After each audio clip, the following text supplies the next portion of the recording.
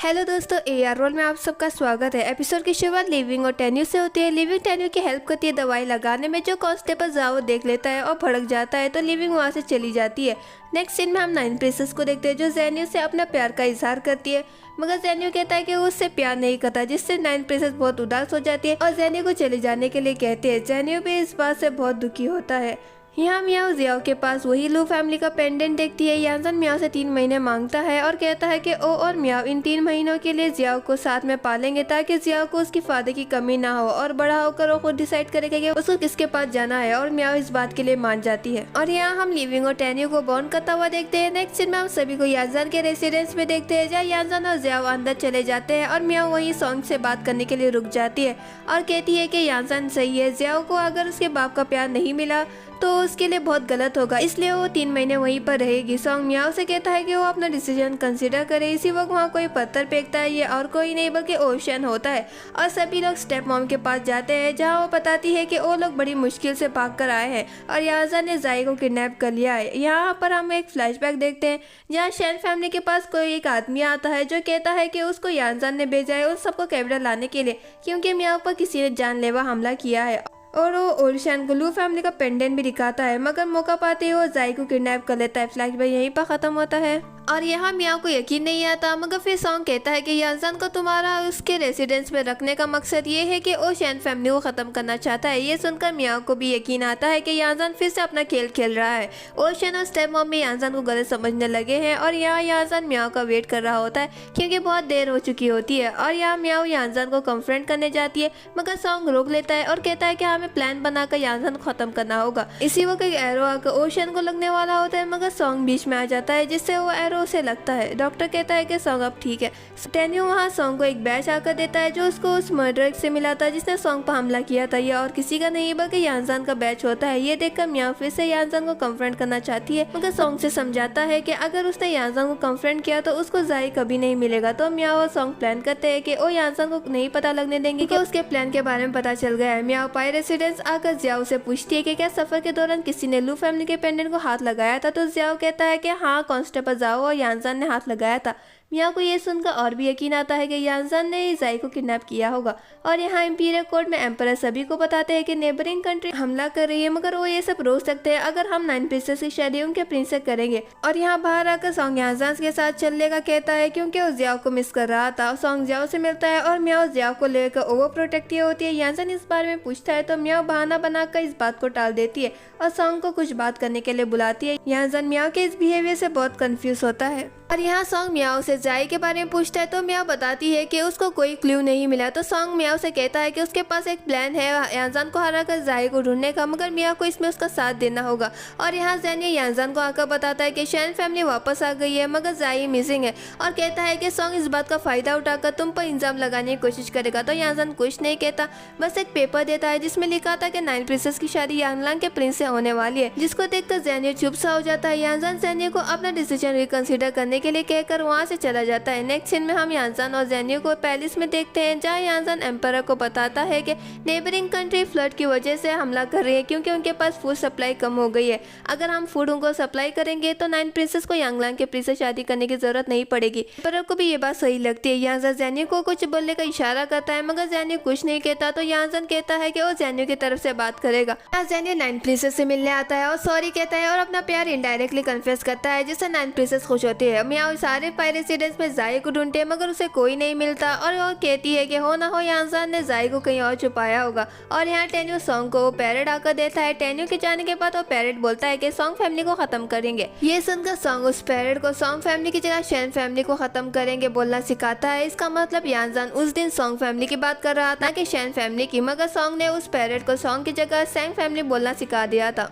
और दिल ही दिल में यानजन से कहता है कि मैं मियाओ और पावर को तुम्हारा कभी नहीं होने दूंगा। नेक्स्ट सीन में हम मियाओ को देखते हैं, जो यानजन के सामने एक्टिंग करती है कि उसने यानजन को माफ कर दिया और यानजन से कहती है कि वो चाहती है कि वो दोनों हमेशा के लिए साथ रहे। यानजन इस बात पर यकीन कर लेता है। जेन्यू इन दोनों की बात सुन रहा होता है। मियाओ यानजन के स्टडी रूम में ढूंढ रही होती है कि यानजन ने जाई को कहाँ छुपाया होगा।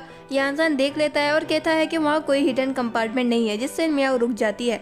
और यहाँ यानजन कांस्टेबल जाओ से कहकर मियाओ के लिए सब कुछ नया लाने के लिए दुकान बेचता है, जो सॉन्ग देख लेता है। और यहाँ म्याओ याजान की हेल्प करती है कपड़े चेंज करने में। याजान म्याओ से पूछता है कि क्या उसे उससे कुछ कहना है, जिस पर म्याओ नहीं कहती है। याजान कहता है कि आप कुछ गलत नहीं कर रहा है, उसने वो पा लिया जो उसने म्याओ के साथ किया था। अब बस वो चाहता है कि म्याओ उस पर यकीन करके उसके साथ नई शुरुआत करे, जिस पर म्याओ हाँ कहती है। म्याओ और याजान एक ही रूम में एक ही बेड पर सो रहे होते हैं। सॉन्ग वहाँ आता है और म्याओ उसे मिलने के लिए जाती है।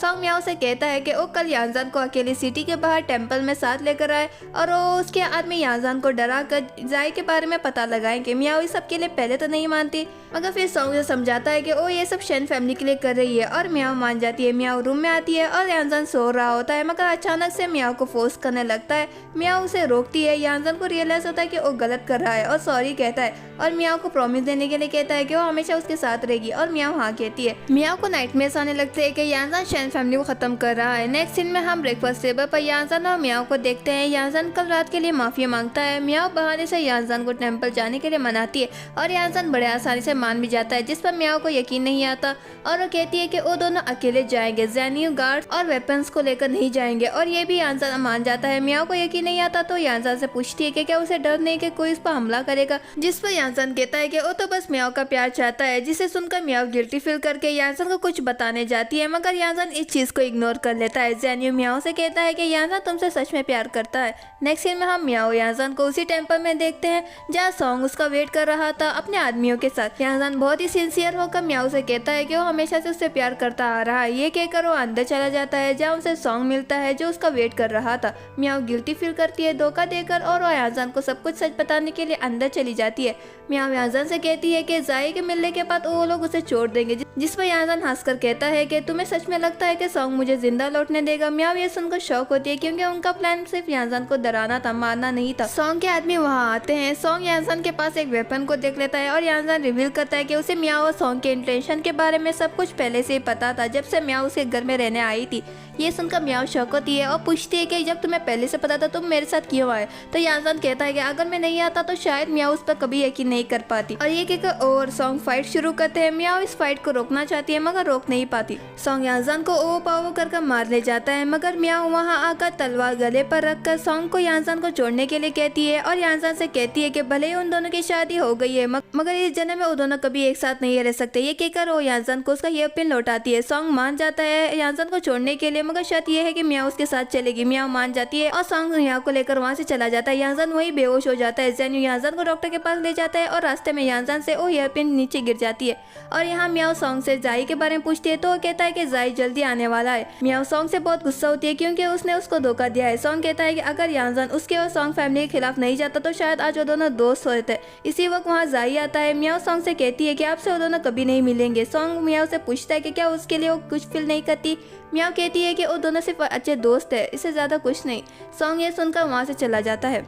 यहाँ से हम 1 साल के बाद का सीन दिखाया जाता है जहाँ हम देखते हैं कि सॉन्ग प्राइम मिनिस्टर बना है, यानी एम्पर का सबसे इम्पोर्टेंट ऑफिसर बन गया है और याजान ने इम्पीरियल कोर्ट को छोड़ दिया है और कहीं और जाकर रहने लगा है। और यहाँ शेन फैमिली एक एक करके अपनी सारी दुकानें फिर से स्टार्ट कर रही है और यहाँ म्याओ ओपेरा शो देख रही होती है जहाँ कुछ लेडीज म्याओ को ताना देखकर याजान के बारे में कह रहे होते हैं कि कैसे याजान ने लास्ट मंथ इम्पीरियल कोर्ट में रिजाइन करके चला गया, अब वो कहाँ है किसी को भी नहीं मालूम। म्याओ चुप सी हो जाती है और गलती से ड्रिंक गिरने की वजह से वो वहाँ से चली जाती है। और यहाँ म्याओ खुश रहने की एक्टिंग कर रही होती है मगर दिल ही दिल में वो याजान को याद कर रही होती है। सॉन्ग भी म्याओ से मिलने वहाँ आता है और यहाँ ज़ाई और ज़िया उस पैरट के साथ खेल रहे होते हैं और म्याओ भी वहाँ आती है और वो पैरट अचानक से कहता है कि सॉन्ग फैमिली को ख़त्म करेंगे, जो म्याओ सुन लेती है।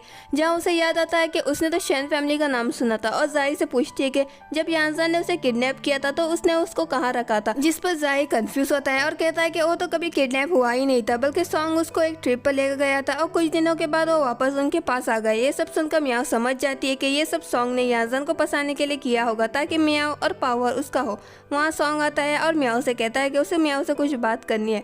और यहाँ पर हमें फ्लैशबैक देखते हैं जहाँ ज़ेनियो याजान से मिलने आया था और याजान कहता है कि शायद हम कंट्रोल खो देंगे और सॉन्ग फैमिली को ख़त्म करेंगे। ये सब वो पैरट सुनकर सॉन्ग के पास आकर कहता है, जिससे सॉन्ग को गुस्सा आता है क्योंकि वो और याजान तो दोस्त थे, फिर भी याजान सॉन्ग फैमिली को ख़त्म करने का प्लान बना रहा है।